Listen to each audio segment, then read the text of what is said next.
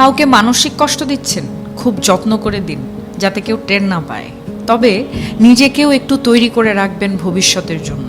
যে কষ্টগুলো কাউকে দিচ্ছেন, দুনিয়াতে তার পুরোটা না হলেও মিনিমাম 1/3 ভোগ তো করেই যেতে হবে আপনাকে। গোলাকার এই পৃথিবীতে আপনার দেয়া কষ্টগুলো ঘুরে ফিরে কিন্তু আপনার কাছে একদিন না একদিন ফেরত আসবে। আপনি নিজেই আত্ম অনুশোচনায় ভুগতে ভুগতে একটা সময় শেষ করে দেবেন নিজেকে, যা হয়তো আপনার সো কল্ড ইগোর জন্য ওই মানুষটার কাছে ক্ষমাও চাইতে পারবেন না। আমাদের সবার মনে রাখা উচিত, মানুষের দীর্ঘশ্বাস খুব খারাপ হয়। সামনে এগোতে গেলে শেকলের মতো পা জড়িয়ে টেনে ধরে। ভালো থাকুক আমাদের চারপাশের মানুষগুলো।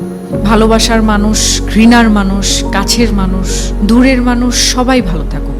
অভিশাপ না দিলেও রুহের হায় বলে একটা কথা আছে, যাকে রিভেঞ্জ অফ নেচার বলে, যেটা আমাদের বিশ্বাস করতেই হবে। প্রকৃতি কিছু ভোলে না, সময়ের ব্যবধান মাত্র।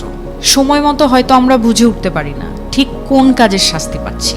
কাউকে কষ্ট দিয়ে, অপমান করে, কাউকে কাঁদিয়ে, কাউকে কথা দিয়ে বেমালুম ভুলে যাই আমরা। কিন্তু মনে রাখবেন, প্রকৃতি কখনো ভোলে না, প্রকৃতি ক্ষমা করে না। প্রত্যেকটা মানুষ তার খারাপ কাজের শাস্তি কিছুটা হলেও এই দুনিয়াতে ভোগ করে, কদিন আগে কিংবা কদিন পরে, কিন্তু সে শাস্তি পাবেই। এমনকি এই মুহূর্তে আপনি যার সাথে ইচ্ছাকৃত অন্যায় করে নিজেকে জয়ী ভেবে বেশ ফুরফুরে মেজাজে আছেন, মনের আনন্দে ঘুরে বেড়াচ্ছেন, অপর পাশে সে হয়তো প্রতিবাদ করবে না, কিন্তু তার নীরবতা, কষ্ট থেকে আসা দীর্ঘশ্বাস আপনার সাথে বোঝাপড়াটা সঠিক সময়ে করে নেবে। কারণ উপরওয়ালা কাউকে ঠকান না, তিনি কারো একার নন, তিনি সবার।